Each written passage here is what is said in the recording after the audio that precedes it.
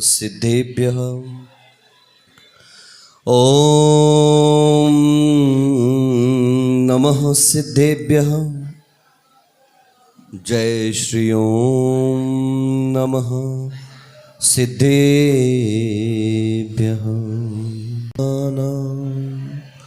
यद् विद्या दर्पणायते सरस्वती नमस्तुभ्यं वरदे कामरूपिणी। विद्यारंभं करिष्यामि सिद्धिर्भवतु मे सदा। अज्ञानतिमिरान्धानां ज्ञानाञ्जनशलाकया चक्षुरुन्मीलितं येन तस्मै श्रीगुरुवे नमः। तस्मै श्रीगुरुवे नमः। बोले पंच परमेष्ठी भगवान की। मूल नायक श्री 1008 चैतन्य चमत्कारी चिंतामणि पार्श्वनाथ भगवान की। संगस्य मूल नायक श्री 1008 अजितनाथ भगवान की। भगवान पार्श्वनाथ के निर्वाण कल्याणक महोत्सव की। श्रमण कुल पितामह चारित्र चक्रवर्ती प्रथमाचार्य गुरुवर श्री शांति सागर जी महाराज की। परम पूज्य तृतीय पट्टाचार्य गुरुवर आचार्य धर्म सागर जी महाराज की। परम पूज्य षष्ठम पट्टाचार्य गुरुवर आचार्य अभिनंदन सागर जी महाराज की।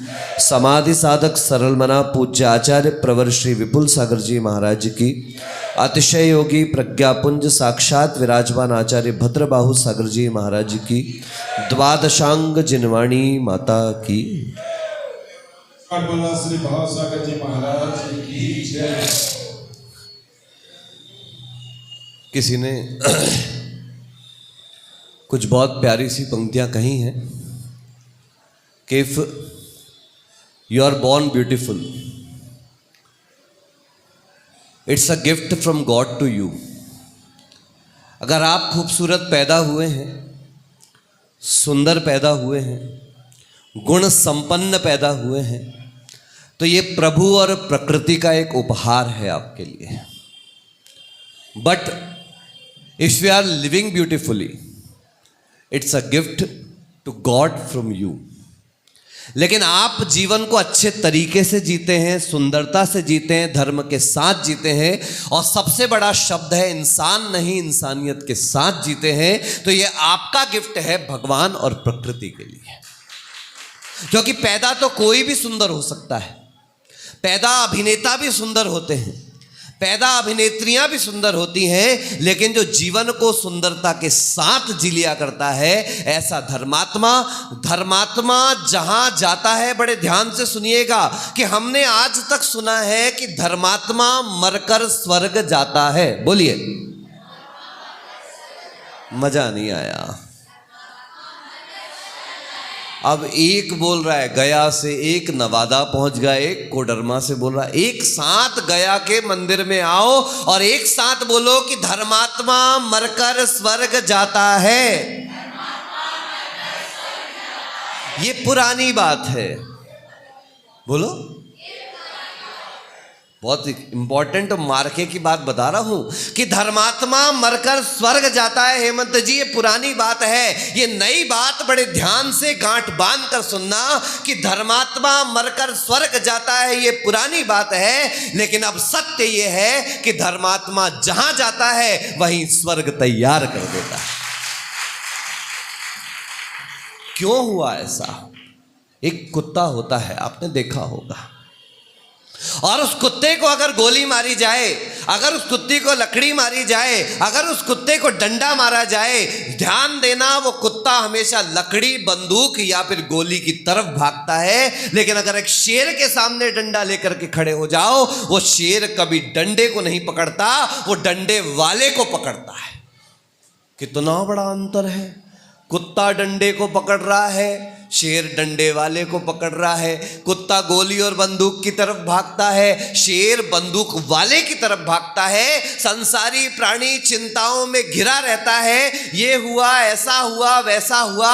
और संत कहते हैं चिंता नहीं, चिंतन करो कि ये हुआ तो क्यों हुआ।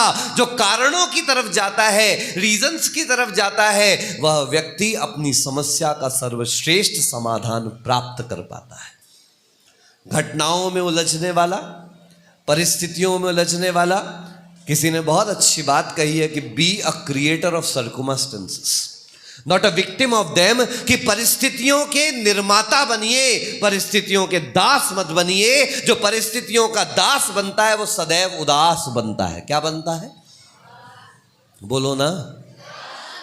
अभी से उपास चालू हो गया तुम लोगों का। अभी तो चाय पानी का टाइम ही नहीं हुआ, 8:05 8:10 हुए तो पोहा बनने का भी टाइम नहीं हुआ। मार्केट में भी टमाटर मिर्ची मिल ही नहीं रहे, मिलेंगे 9 बजे के बाद। तो जो परिस्थितियों का दास बनता है वो सदैव उदास रहता है, और जो स्वयं परिस्थितियों को दास बनाता है वही हम सबका आराध्य बनता है। एक बहुत अच्छे सेठ जी थे, और इतना पैसा था उनके पास कि अगर गिनती करने बैठे तो पीढ़ियां ना गिन पाए। लेकिन मार्के की बात कि उन्होंने कभी अपनी सेठानी को, बहुत प्यारी सेठानी थी उनकी, क्योंकि सेठ सेठानी तो अच्छे ही होते हैं, माता पिता अच्छे होते हैं, पति पत्नी अच्छे होते हैं, भाई बहन अच्छे होते हैं, मित्र दोस्त अच्छे होते हैं। दुनिया में सबसे बुरे तो साधु होते हैं। कौन है? और क्या? जो अपने माँ का नहीं हुआ, जो अपने बाप का नहीं हुआ, जो अपने पति पुत्र का नहीं हुआ, जो अपने मित्र बंधुओं का नहीं हुआ, वो संसार में किसी का नहीं हुआ, वो आपका क्या होगा? तो दुनिया में सबसे बुरा तो वही जो किसी का। आप तो पता नहीं किस किस के हो जाते हो, कहाँ कहाँ के हो जाते हो, कैसे कैसों के हो जाते हो। एक हृदय मोहन जी थे विदिशा में, उन्होंने एक बड़ी अच्छी बात कही। बोले महाराज मैं कभी रोता नहीं हूं। क्या? बोलो ना। मैं कभी रोता नहीं हूं, क्योंकि ऐसे वैसे हर किसी का होता। आप ऐसे वैसे किसी के भी हो जाते हो इसलिए रोते रहते हो, और जो ऐसे वैसों का नहीं होता उसे कभी फालतू के आंसू बहाने की आवश्यकता नहीं। वो सेठ, वो सेठानी, बड़ा प्रेम और धनाढ्य संपन्न परिवार, लेकिन मजाल की आज तक सेठ ने कभी अपनी तिजोरी सेठानी को दिखाई हो? उसे पता था, वो आया था हमारे प्रवचन सुनने के लिए, और पूज्य आचार्य श्री के प्रवचन सुनते सुनते उसने सुना कि आचार्य भद्रबाहु सागर जी महाराज कह रहे थे कि जब दो पुरुष आपस में मिलते हैं, बोलो मजा नहीं आ रहा। पीछे वाले तो किराए के ही हैं, सारे के सारे हैं। कुछ की तो पूजाएं खत्म नहीं हो रही, उधर कोडरमा वाली वो लगी। सब उनको कह भी रहे, सुनो तुम्हें ही कह रहे हैं महाराज जी। वो कह रही हाँ पता है, रोज ही कहते हैं, अब क्या कह रहे, नई बात है। कोई पुरानी बात हो तो नई बात तो समझ में आए, ये तो रोज की बात हो गई महाराज, रोज कहते। पीछे वाले तो किराए क्या है। तो पूज्य आचार्य श्री के प्रवचन में सुना कि जब पुरुष आपस में मिलते हैं तो व्यापार की बात होती। बोलो, जब संत मिलते हैं तो संस्कार की बात होती है। पक्का ना? सही कह रहा हूं, गलत तो नहीं कह रहा? Absolutely all right. कि जब संत मिलते हैं तो संस्कार की बात होती है, जब दो पुरुष आपस में मिलते हैं तो व्यापार व्यवहार की बात होती है, और अगर दो महिलाएं मिल जाएं तो कहते साड़ी और गले के हार की बात होती है। कौन सा मॉडल है, कौन से मॉल का है, कौन से शॉप का है, कब ट्रेंड चालू हुआ और कैसा हुआ और कैसे नहीं हुआ। अगर साड़ी गले हार की बात नहीं मंजू दीदी, कभी कभी गेवर और उसकी भी बात होती है। आज नरम बन गया था, कल अच्छा कड़क बना था। आज बताओ केले के समोसे बनाए तो बड़े महाराज आए, आज मटर के बना दिए तो छोटे महाराज आ गए।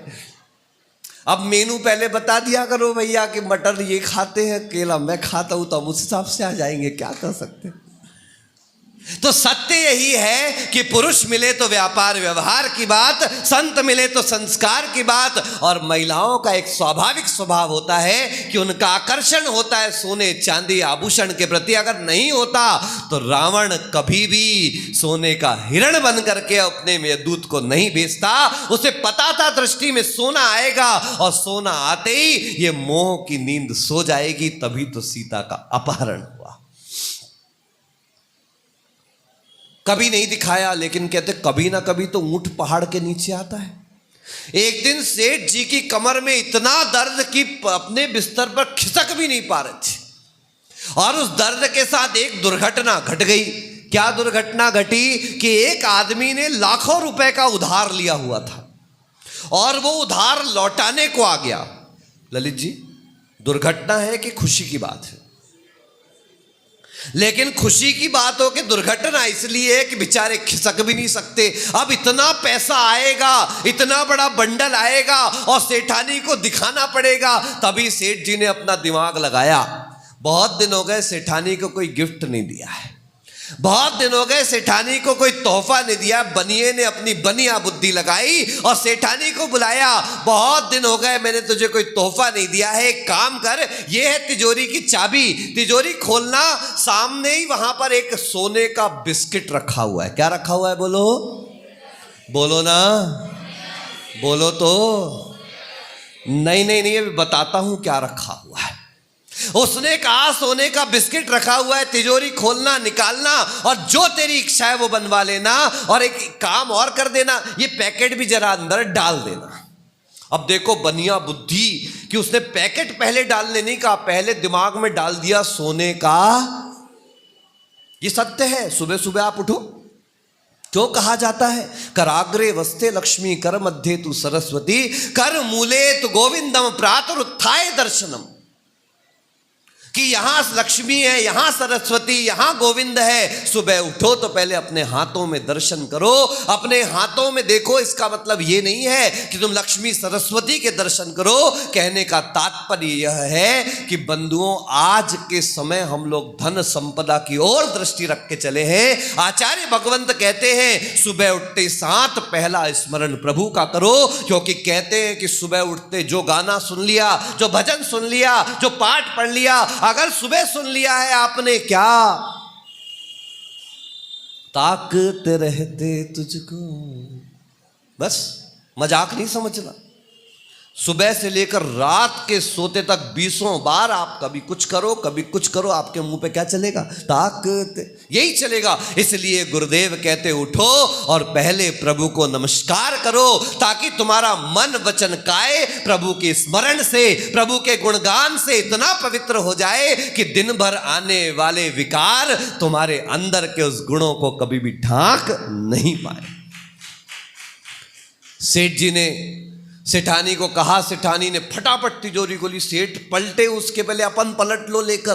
खटाखट तिजोरी खोली, कुछ नहीं दिखा तिजोरी के अंदर, एक ही चीज दिखा। क्या? मछली और मछली की आंख। अर्जुन भी फेल। क्या अर्जुन के याद है ना, धनुर्धर, बिल्कुल निशाने का पक्का, लेकिन अर्जुन का निशाना भी फेल हो जाए, मगर सेठानी का हाथ सीधे सोने के, बोलो ना, किस पर पड़ा?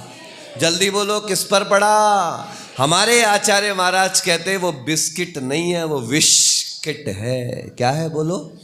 घर में माँ बनाती है, नहा करके आती है। घर में माँ बनाती है, साफ सफाई से आती है। घर में माँ बनाती है, गेहूं खरीद के लाए आते हैं, गेहूं को साफ किया जाता है, अनाज को धोया सुखाया जाता है, अनाज को बनाने के पहले देखा जाता है इल्ली तो नहीं है, चींटी तो नहीं है, तिरुला तो नहीं है, कोई कीड़ा तो नहीं है, कोई गंदगी तो नहीं है, कोई कंकर पत्थर तो नहीं है। फिर आटे को पीसा जाता है, शक्कर ला करके चेक करी जाती है, तब घर में बनते हैं बिस्किट और घर के लोग आनंद से खाते हैं। वहां कौन टॉयलेट जाकर आया, वहां कौन बाथरूम जाकर आया, उसने आकर हाथ धोए कि नहीं धोए, किस आटे में इल्ली थी, किस मैदे में कीड़े थे, किसने बनाया, कौन ने बनाया, कहां बनाया। अरे भाड़ में जाएं ये बातें, अपना तो एक ही काम है, खाओ पियो। और कल किसने देखा? सही कह रहे हो बच्चों, तुम इसीलिए कह रहे सुन लो। मुकुट सप्तमी के दिन उपवास, आहा, और कल सुबह जाके बढ़िया पिज्जा चाउमीन बर्गर टंग टंग टंग। सोचो, विचार करो, क्या खा रहे हो, कैसा खा रहे हो, तुम्हारी खाने पीने की प्रवृत्ति कैसी हो रही है। कल ही शाम को आपको कहा था, जिन खेतों में बारिश नहीं पड़ती वहां की फसलें खराब हो जाती है, और जिन घरों में खाने पीने पहनने के संस्कार नहीं होते उनकी आने वाली नस्लें खराब हो जाती। क्या खिला रहे हो। कल ही किशोर भैया पास में बैठे थे, एक वीडियो दिखाया, एक यादव समाज की बच्ची उत्तर प्रदेश के जौनपुर की, वो मंच पर कह रही है, मेरे पिता ने कभी मुझे चिप्स कुरकुरे कुछ नहीं खिलाए, आज तक जो मैंने खाया अपनी माँ के हाथ का बना खाया है, मैंने किसी अनजान व्यक्ति के हाथ का बना नहीं खाया। क्योंकि माँ जब बनाती है तो वो भोजन नहीं बनाती, अपनी भावनाओं से उसको प्रसाद बना दिया करती है। कभी ध्यान देकर सोचना कि होटल में बनाने वाला, ढाबे में बनाने वाला, फैक्ट्रियों में बनाने वाला भावनाओं से नहीं बनाता, वो अर्थ बुद्धि के साथ बनाता है, वो पैसा कमाने के लिए बनाता है। और जो जिस भावना से भोजन तैयार करता है, भोजन के अंदर भी वैसे ही गुण प्रकट हो जाते हैं। तभी बड़े बूढ़ों ने कहा है, जैसा खाओ अन्न वैसा होवे मन, जैसा पियो पानी और वैसी होवे वाणी, जैसा खाओ घी वैसी होवे बुद्धि। पहले गाय का घी, भैंस का घी अच्छा अच्छा पीते खाते थे, अब तो वनस्पति डालडा आ गया। क्या आ गया बोलो? पता नहीं किससे बन रहा है, कैसे बन रहा है, कहां से बनाया जा रहा है। याद रख के चलना, ये मेयोनीज वगैरह के राग में पड़े बच्चों को और बड़ों को समझ लेना चाहिए। पूरे मार्केट में आने वाले जितने भी चीज और मेयोनीज हैं, बिना अंडे का आज तक एक भी चीज और मेयोनीज नहीं बनता। क्योंकि अगर उसकी स्टेबिलिटी चाहते हो तो उसके लिए एमल्सिफाइंग एजेंट के रूप में इनको डाला ही जाता है। बंधुओं, परखा हुआ है, देखा हुआ है, जाना हुआ है, तभी आपके सामने कहा जा रहा है। जो बात मैं नहीं जानता वह मैं कभी किसी के सामने नहीं कहता। अब आप निर्णय करें कि आपको अपने जीवन को, अपने शरीर को और अपने भविष्य को किस रूप में परिवर्तित करना है। ये खान पान की जो शुद्धि है वही आपके खानदान की शुद्धि का कारण बनती है। सेठानी गई सोने का बिस्किट लेकर के गई, सीधे 1 सेकंड देर नहीं करी साहब, सीधे सुनार के यहाँ और जा करके बहुत सुंदर कमर बंद करधन बनवा लिया। क्या बनवा लिया? आप क्या कंदूरा बोलते हैं? क्या बोलते हैं? कंदोरा, कंदूरा जो कमर में पहनते हैं, क्या बोलते हैं? ठीक है, अलग अलग जगह मारवाड़ियों से वैसी बहुत दिक्कत है। ये असम जाते तो कुछ कह देते हैं, ये राजस्थान में बैठते तो कुछ कहते हैं, और यहाँ बिहार आ जाए तो सबके पीछे वाह जुड़, कंदुरवा, कमर बंदवा पहन लिया कि नहीं पहन लिया है, तो सब में वाह जोड़ देते हैं भैया, तो अपन भी जोड़ना सीख गए थोड़ा बहुत। अब देखो भाई, एक बार मंदिर भारी पड़ता था, अब तो अभिषेक देखने आ रही है, अब तो प्रवचन सुनने आ रही है। जिस दिन से कंदूरा पहना उस दिन से तो भैया विधान में भी बैठने लगी। जिस दिन से कंदूरा आया उस दिन से दोपहर में जीव कांड पढ़ने आने लगी, और जब तक कातंत्र खत्म नहीं होती थी जाती नहीं थी। शाम को तत्वा सूत्र के पहले ही आके बैठ जाती थी और आरती के अंत तक सामने खड़ी रहती थी। बिल्कुल अब कोई कहने की जरूरत नहीं, माला मत फेरो, पीछे मत जाओ, घर मत जाओ। बिल्कुल कंदूरा आया तब से तो रूप बदल गया।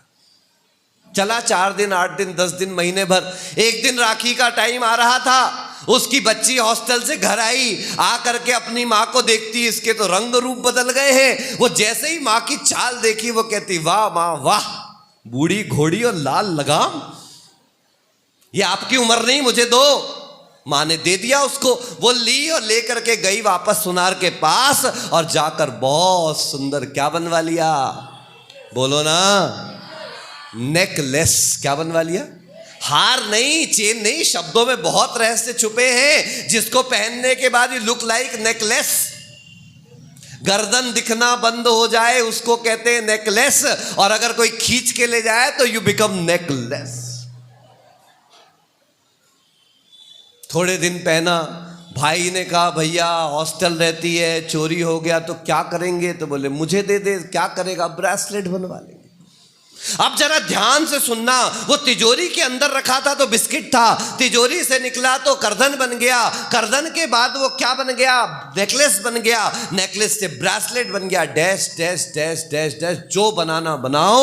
याद रखना, बिस्किट बदला, करधन बदली, नेकलेस बदला, हार बदला, ब्रेसलेट बदला, पायल बदली, चूड़ी बदली, लेकिन सोना तो जो था वो है और वो रहेगा। चिंतक, विचारक, आचार्य और वैज्ञानिक सब कहते हैं matters can neither be created, can nor be destroyed, they can be transformed from one form to other form. द्रव्य ना तो बनाया जाता है ना तो मिटाया जाता है, ये तो एक रूप से दूसरे रूप में परिवर्तित होता है। जो था, है और रहेगा, बोलो, उसे जैनाचार्य द्रव्य कहते हैं। क्या कहते हैं? और जो प्रतिक्षण मिटता चला जा रहा है उसे जैनाचार्य पर्याय कहते हैं। क्या कहते हैं? जब पैदा हुए थे इतना सा रूप था, बड़े होते चले गए, आज कोई 5 फुट का है, कोई 6 फुट का है। पैदा हुए तो बिल्कुल इतने से इतने दुबले पतले थे, आज आपकी चक्कियों का आटा बता रहा है गया की चक्कियां बढ़िया हैं। सोचिए, विचार करिए, एक दिन में हो गए क्या? तब आचार्य कहते नहीं, मैं द्रव्य तो वही हूं, लेकिन ये पर्याय लगातार बदलती चली जा रही है। और आपने देख लिया कि संसार में जो बदलता रहता है, कभी उससे प्रेम नहीं करना। जो कभी नहीं बदलता उससे हमारा प्रेम होना चाहिए। लेकिन संसारी उल्टा चल रहा है, जो हमारा था, हमारा है और हमारा रहेगा, उसकी तरफ वो कभी दृष्टि नहीं करता। और जो लगातार बदल रहा है उसी के ऊपर लगा है लेक्सोना, प्रियस, लिरिल और पता नहीं क्या क्या लगाते, जबकि उसको पता है कि अगले क्षण ना तो पॉन्ड्स रहने वाला है, ना फेयर एंड लवली रहने वाली। और अगर रहती तो चलो अपन सब चलते हैं। कहां? देखो, पहले तो फेयर एंड लवली आती थी,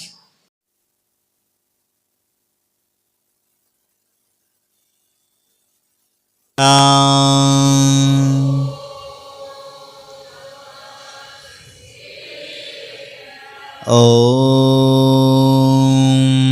नमः सिद्धेभ्यां।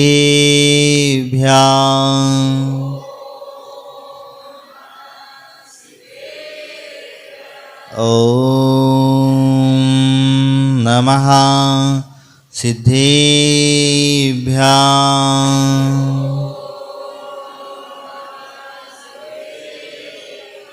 बलदेव भादेवी खजराक्षी आदिनाथ भगवान की, पार्श्वनाथ भगवान की, शासन नायक महावीर भगवान की, चारित्र चक्रवर्ती पद्माचार्य शांति सागर जी महाराज की, आचार्य गुरुदेव श्री धर्म सागर जी महाराज की, आचार्य गुरुदेव श्री पुष्प सागर जी महाराज की, द्वादशांग जिनवाणी माता की, श्री भद्रबाहु सागर जी महाराज की, विश्वस्ताचार्य संघ की जय। वासना मात्र में वित्त सुखम दुखम च देहिनाम तथा युद्ध विष्यन्ते भोगारो वा इवापति।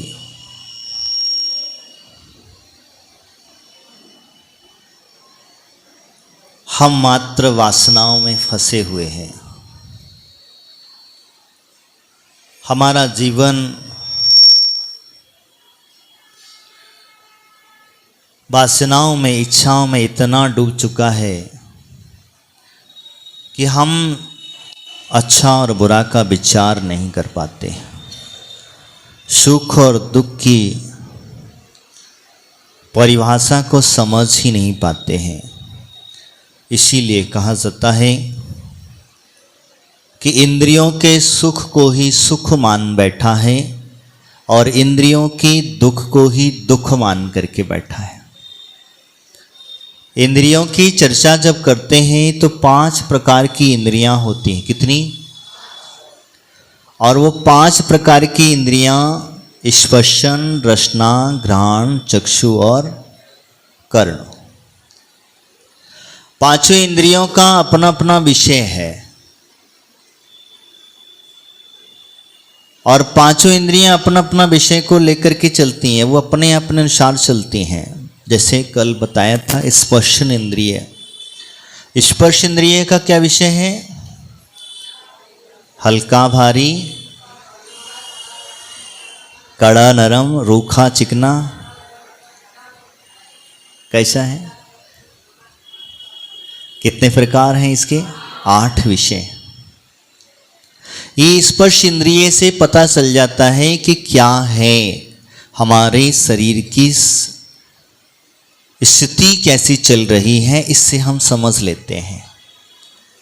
अब इसी से हम लोगों को लिए इसमें कैसा चाहते हैं, कोई ठंडा चाहता है तो कोई गर्म नरम चाहता है, कोई कड़ा चाहता है, कोई गर्म चाहता है। अलग अलग प्रवृत्तियां हमारे स्पर्श इंद्रिय से चल रही हैं, लेकिन हम क्या चाहते हैं ये हम लोगों को अच्छा लगता है। जैसे गर्मी का मौसम है तो क्या चाहिए आपको? स्पर्श इंद्रिय कह रही है, क्या कह रही है? गर्मी का मौसम है तो क्या चाहिए? ठंडा चाहिए। और ठंडी का मौसम है तो गर्म चाहिए। बरसात में कैसा चाहिए? दोनों का मिक्स, ध्यान रखिएगा। हमारे यहाँ 6 ऋतु कही गई हैं। उन 6 ऋतुओं में 2-2 महीने के अनुसार बदलती जाती हैं। कैसे? हर 2 महीने पे बदलती है। तो जब हम उसे बदलते हैं तो बदलते बदलते इस प्रकार से जब हमारा शरीर कह रहा है अब हमें क्या चाहिए, तो इसीलिए कहते हैं स्पर्शन इंद्रिय के चक्कर में हमने क्या किया, अपने आप को बहुत दुखदाई बना लिया। गर्मी का मौसम आया, बहुत तेज गर्मी पड़ रही है, अब हमने क्या किया, ठंडी चीज का प्रयोग किया। क्या किया? एसी। क्या किया? तो हमने अपनी स्पर्श इंद्रिय को सुखी बनाने के चक्कर में एसी का उपयोग किया, और एसी का जब उपयोग किया तो स्पर्श इंद्रिय सुखी हुई कि दुखी? ईमानदारी से बताना। जितने लोग एसी में रहने वाले लोग हैं उनसे पूछना जरा, उनके शरीर की हालत क्या है? सबसे पहले हड्डियों में दर्द उन्हीं के ज़्यादा होता है। किनके? किसकी? जो एसी की हवा में ठंडक में रह रहा है।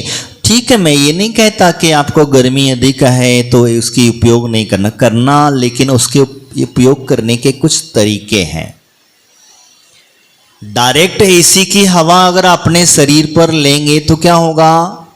शरीर में दर्द आदि होगा। आपने सुख की कामना से हवा ली लेकिन वो दुख उत्पन्न कराए। दूसरी बात, एसी में रहने वाला व्यक्ति अगर तुरंत अगर धूप में चला जाए तो क्या होगा? गलती से दरवाजे के बाहर आ गया तो क्या हुआ? तुमने किसके लिए एसी की हवा ली थी? किसके लिए लिए थी बताइए? अपने शरीर को स्वयं की ठंडक पाने के लिए हमने उस चीज का प्रयोग किया। तो यही एक छोटा सा उदाहरण के तौर पर मैंने आपको बताया। तो ऐसे 8 जो भाव हैं इनको स्पर्श मात्र ठंडा गर्म से समझ लेना चाहिए कि हम इनका उपयोग करते हैं शरीर के स्वस्थ होने के लिए। हम इन्हें चाहते हैं शरीर के लिए, लेकिन वो अपनी जगह पर दुख ही उत्पन्न करके जाता है। करके जाता कि नहीं जाता? मान के चलो ठंडी का मौसम है, आप हीटर में रहने लग जाओ। अब हीटर में रहोगे तो क्या होगा? वही आदत, शरीर में गर्माहट चाहिए। और अगर आप बाहर निकल जाओ क्या होगा? वो बीमार पड़ जाएगा, स्वाभाविक सर्दी हो जाएगी, खांसी हो जाएगी, आदि आदि की समस्या और जा कहीं हो जा। तो यदि की व्यवस्था है, लेकिन अगर हमारा ध्यान उस इंद्रिय के प्रति ना हो तो कहते हैं इसकी व्यवस्था करना। कैसी व्यवस्था करना? इसे जितना ही देना कि जितनी आवश्यकता है। जैसे हमारे मुनिराज क्या करते? हमारे मुनिराज इतना ही देते हैं जितनी आवश्यकता होती, उससे ज्यादा ठंडी भी सहन कर लेते हैं, गर्मी भी सहन कर लेते हैं, बरसात के दिनों में भी सहन कर लेते हैं। आपने कभी विचार किया होगा गर्मी में कोई ओढ़ के सोता है?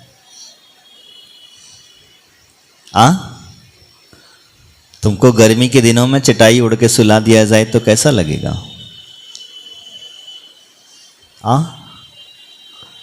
एक बहुत अच्छी चीज बता रहा हूं मैं आपको। तो जब गर्मी के दिनों में आप एसी लगा करके चटाई ओढ़ के सो जाओ तो गर्मी से भी बच जाओगे और ठंडी से भी बच जाओगे। दोनों ना शरीर को नुकसान होगा क्या? शरीर को तकलीफ होगी क्या? नहीं होगी। शरीर को कोई परेशानी होगी नहीं, क्योंकि जो डायरेक्ट हवा हमारे शरीर को टच कर रही थी, वो ठंडक जो दे रही थी, वो हमें नुकसानदायक हो रही। तो यही बचाव के कारण कहे जाते। तो स्पर्श इंद्रिय जब किसी चीज के प्रति ज्यादा भटकने लग जाए तो उसमें बीच में कुछ डाल देना, अड़वंगा डाल देना, उसे खाने से, स्पर्श आदि से रोक लगा देना। जिस प्रकार से उपवास आदि, व्रत आदि के माध्यम से हम लोग उपवास में व्रत लगा देते हैं। आदि क्या है? यही है। आगे कहते हैं रसना इंद्रिय। कौन सी? रसना इंद्रिय। रसना इंद्रिय के विषय के बारे में कहा जाता है खट्टा मीठा चरपरा। कितने भेद हैं आशा जी? 5 भेद है पक्का। ये 5 के भेद समझना अब वही चीज है। मीठा आटे में मिला दो, मीठे को दूध में मिला दो, मीठे को बेसन में मिला दो, मीठे को और भी किसी पदार्थ में मिला दो, तो स्वाद क्या आएगा? समझ में आया? हमने इस जिह्वा इंद्रिय के लिए पता नहीं कैसे कैसे इन पदार्थों का मिक्सिंग करना चालू कर दिया और वो स्वाद बन करके तैयार हो जाता है। क्या होता है? लेकिन कभी आपने विचार किया कि स्वाद कैसा है? पेट के अंदर गया सो घाटी नीचे माटी। जब तक जिह्वा पर है तब तक ही स्वाद, नीचे गया तो नमक ज्यादा खिला दे तो वो भी नुकसानदायक, मिर्ची ज्यादा खिला दे तो वो भी नुकसानदायक। तो एक सीमा कहीं है कि अगर उस तरीके से उसमें डालोगे तो वह आपके लिए शरीर के स्वास्थ्य के लायक होगा। अगर हम ज्यादा खाएंगे तो भी नुकसानदायक है और ज्यादा मात्रा में कोई वस्तु मिला दी जाएगी तो भी नुकसानदायक है। तो इसीलिए कहा जिह्वा को अगर कंट्रोल करना है, आपको रसना इंद्रिय को कंट्रोल करना है, तो बस नमक खाना बंद कर दो। क्या हुआ? जिह्वा इंद्रियों को वश में करना है तो नमक खाना बंद कर दो। गुरुदेव हमेशा कहा करते थे कि वो नमक नहीं खाते थे। जब से उन्होंने दीक्षा ली, ध्यान रखना, जब से उन्होंने दीक्षा ली और दीक्षा लेते ही उन्होंने नमक का त्याग कर दिया। महाराज ने कहा, धर्मसागर जी महाराज ने प्रवचन के पहले, मतलब दीक्षा के पहले ही उनसे कह दिया गया था कि अगर अपने आप को स्वस्थ रखना है, जिह्वा इंद्रिय को कंट्रोल में रखना है, तो नमक का त्याग कर दो। बोले कैसे? महाराज ने बताया नमक का त्याग कर दो। बोले कैसे? जितना नमक का त्याग हो जाएगा, आप जितने भी आइटम बनाएंगे, कितना खाओगे? बिना नमक के कितना खाओगे? लिमिटेड ही खाओगे। कितना खाओगे? लिमिटेड खाओगे। और जब लिमिटेड खाओगे तो शरीर स्वस्थ रहेगा। कैसा रहेगा? शरीर स्वस्थ रहेगा। और शरीर को स्वस्थ रखने, नहीं, नमक अगर हमारा है तो नमक को अमृत भी कहा है, कहीं की जगह पे उसको इस तरीके से भी उपयोग करते हैं। नमक और मीठा 2 चीजें विशेष करके कही जाती हैं, अमृत के अंदर में ले लिया जाता है। और 2 चीज़ें हैं तो बाकी के आपको कोई ज़रूरत नहीं है, बाकी के आपकी आवश्यकता, तीखा नहीं है चल जाएगा, खट्टा नहीं हो चल जाएगा। तो इसीलिए हम जिह्वा इंद्रिय को कंट्रोल करने के लिए हम उसे लिमिटेड मात्रा में देते हैं। खान पान का विशेष करके ध्यान में रखा जाता है। हमारी जिह्वा खाती मीठा मीठा और उगलती कड़वा कड़वा है, क्या करती है? जो जितना ज़्यादा मीठा खाता वो उतना ज़्यादा कड़वा बोलता।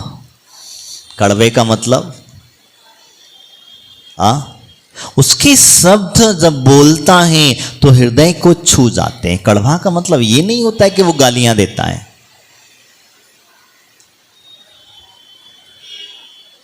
मिठास नहीं होती, उनके शब्द हमारे कान को प्रिय नहीं लगते, अप्रिय लगने लग जाते हैं। इसको हम कड़वाहट कहते हैं। लेकिन उसी कड़वाहट को, नीम को अगर आप गुड़ के साथ खिला दिया जाए तो क्या होता? वही नीम की पत्ती कड़वा कड़वी है और उसे अगर गुड़ के साथ खिला दिया जाए तो क्या होगा? औषधि का कार्य कर देती हैं। इसीलिए कहा जाता है तो मुख से खाते समय कड़वा खाना और उच्चारण में मीठे मीठे शब्दों का उपयोग करना। किसका उपयोग करना? आपकी मुख से वाणी ऐसी झरनी चाहिए कि सामने वाला व्यक्ति को आकर्षण पैदा हो जाए कि नहीं, ये व्यक्ति बहुत अच्छा है। कभी कभी ज़्यादा मीठे मत बोलने, नहीं तो गड़बड़ काम हो जाएगा, वो भी नुकसानदायक चीज़ है। तो कहते हैं मिक्स बराबर, जो लेवल जरूरत है उतना ही ज़्यादा। तो इसीलिए कहा जाता है रसना इंद्रिय, और रसना इंद्रिय के वशीभूत होकर के हम लोग अनेक अनेक प्रकार के रोगों को बुला लेते हैं। बुलाते कि नहीं बुलाते? 5 ही रस हैं। इन रसों को किसी में कम कर दो, किसी में ज्यादा कर दो, किसी से ज्यादा ले लो, बस ऊपर नीचे करना है। किसी में मिर्ची ज्यादा कर दी, किसी में खट्टा ज्यादा कर दिया, किसी में मीठा ज्यादा कर दिया, वही बनना है। वही रोटी का स्वाद है। अब रोटी से आप क्या क्या बना लेते हो आप, तो आप लोगों को अच्छा पता होगा मुझसे ज्यादा। उसी का ही चूड़ा बना दिया, उसी का पता नहीं खाकरा बना दिया, उसी का और कुछ बना दिया, कभी कुछ पूड़ी बना दी, कभी पराठे बना दिए। है तो वही, क्या अंतर है बताओ?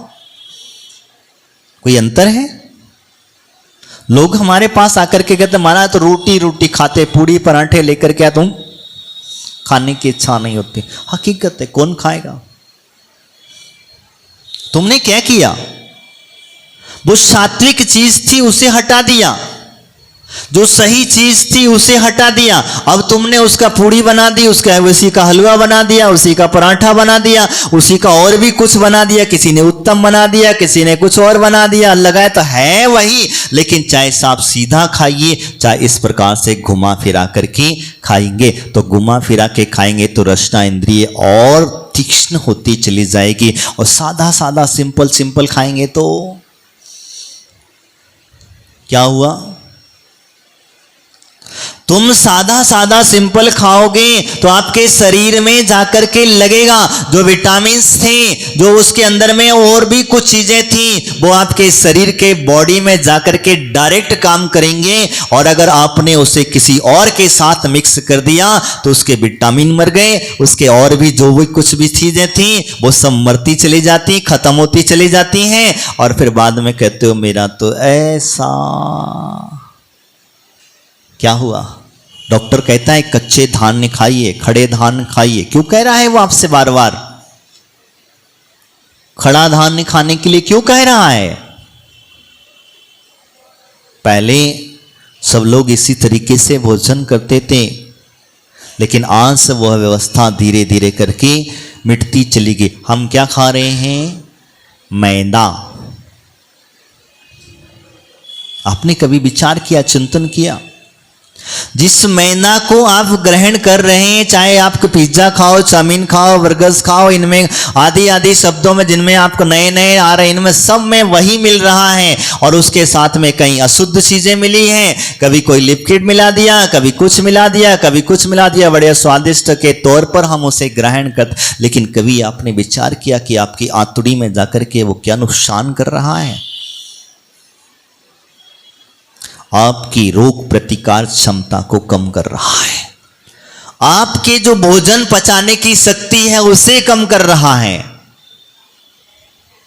यही कारण होता है। और आपके जो शरीर को पोषक तत्व मिलना चाहिए थे वो तो पूरे खत्म हो गए। आप जिस गेहूं को खा रहे इसमें कोई पोषक तत्व, सिर्फ फाइबर के अलावा कुछ नहीं है। अब आप कहेंगे महाराज क्या कह रहे हैं? हाँ, कई डॉक्टरों से हमारी इस पर डिस्कस हुआ, उन लोगों चर्चा, वो एक ही कहते हैं महाराज गेहूं खाना बंद करो, पीछे पड़े रहते हैं जब देखो तो। बोले, मैंने कहा क्यों, कारण क्या है?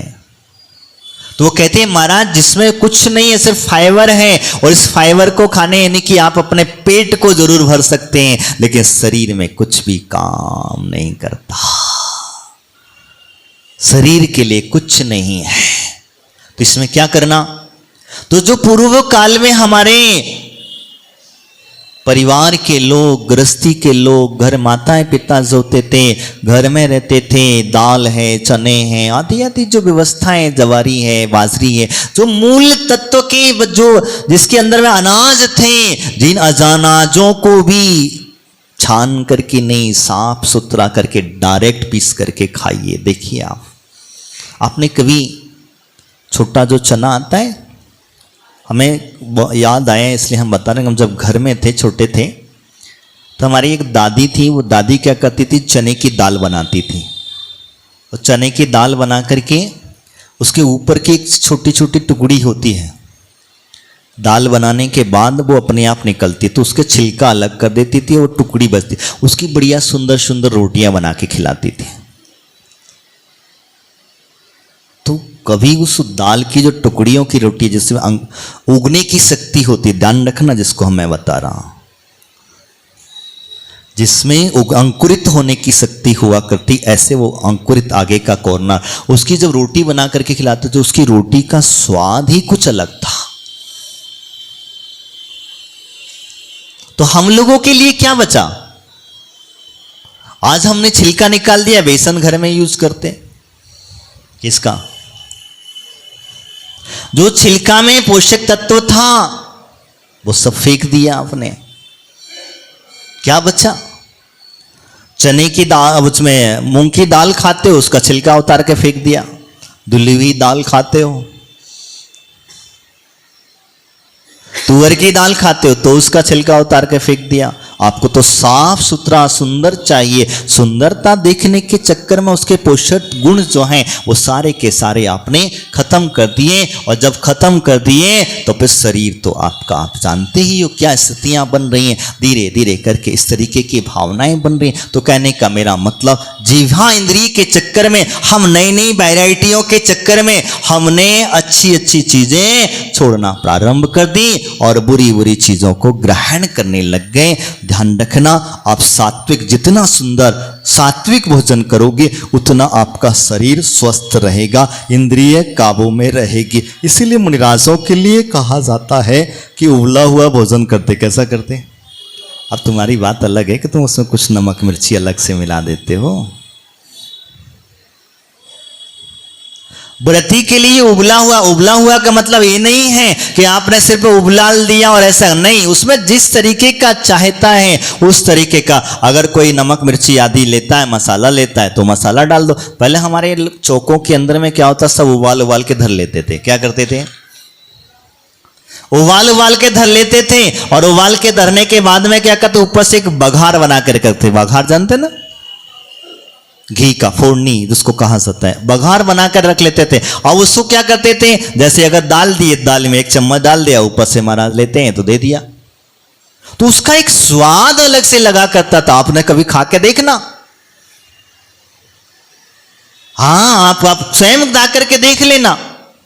उबली हुई लौकी और लौकी के अंदर में आप ऊपर से सिर्फ बघार डालना और फिर उसे ग्रहण करना। उबली हुई दाल बिल्कुल पतली जिसको कहा, उसे फिर बघार डालना, फिर उसे ग्रहण करना, फिर देखना उसका स्वाद आपको अलग अलग। और आप जो बघार लगा करके तड़के पे तड़का लगा करके खाते हो वो तो खत्म हो गया।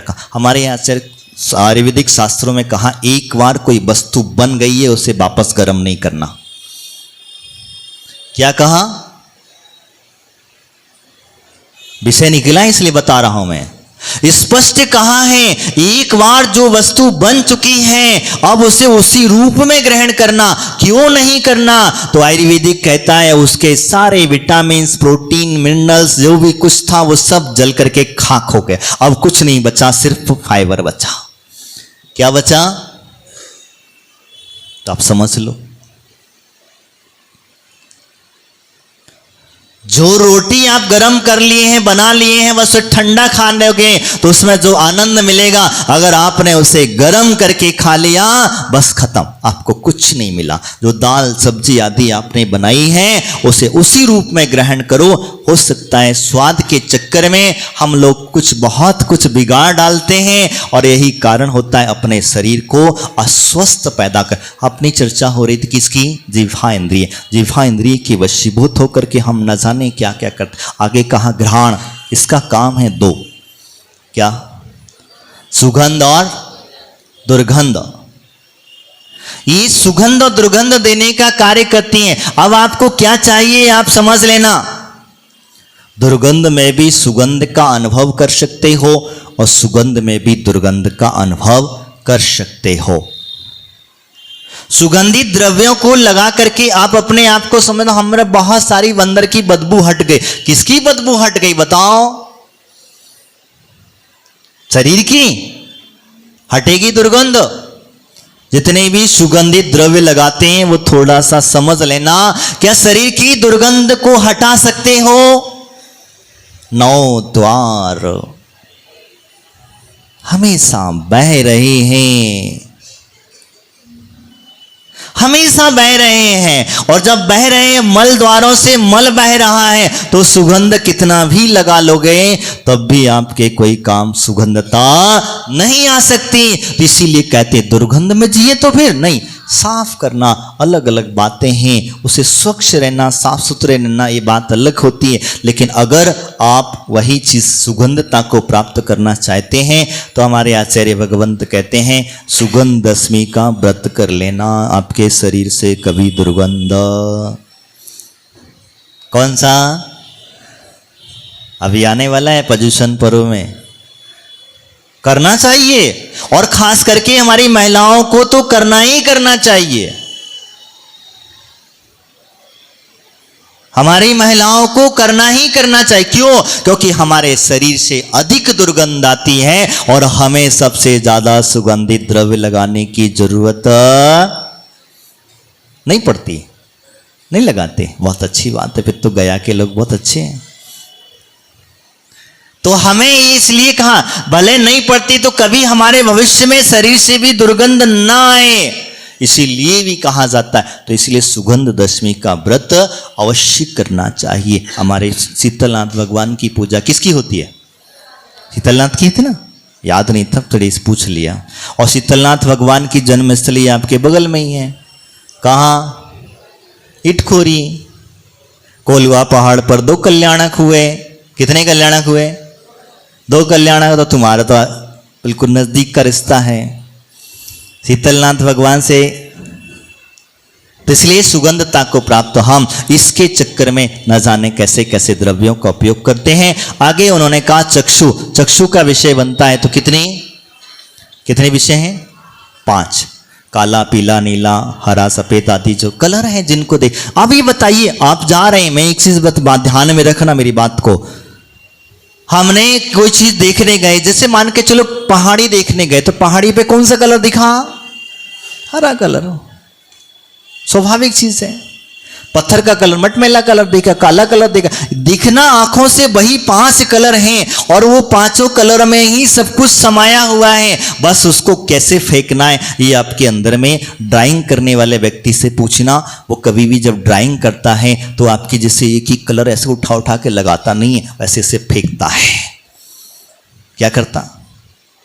फेंकता है। रंगोली बनाने वाले व्यक्ति से पूछना, ऐसे फेंकता है। और जब वो फेंकता है तो अपने आप कुछ नई आकृति बन करके तैयार हो जाती है। और जब आकृति बन करके तैयार होती है तो उसी समय पे कहा जाता है आपको वो आकर्षण का केंद्र बन जाया करती है। हमें साक्षात दिखने वाला जो कलर है वही कलर में बस परिवर्तन होता रहता, लेकिन इन आंखों के चक्कर में और भी कुछ हो जाता है, वो आप सब जानते हैं, मुझे बताने की जरूरत नहीं है। इसीलिए हमारे तीर्थंकर भगवान जो हैं, मनराज जो हैं, नासाग्र दृष्टि पर जाकर के बैठ गए, हाथ पे हाथ रख करके बैठ गए। अब उन्होंने कह दिया मुझे कुछ भी देखना नहीं है, देख करके भी अनदेखा कर देना सबसे बड़ी बात है।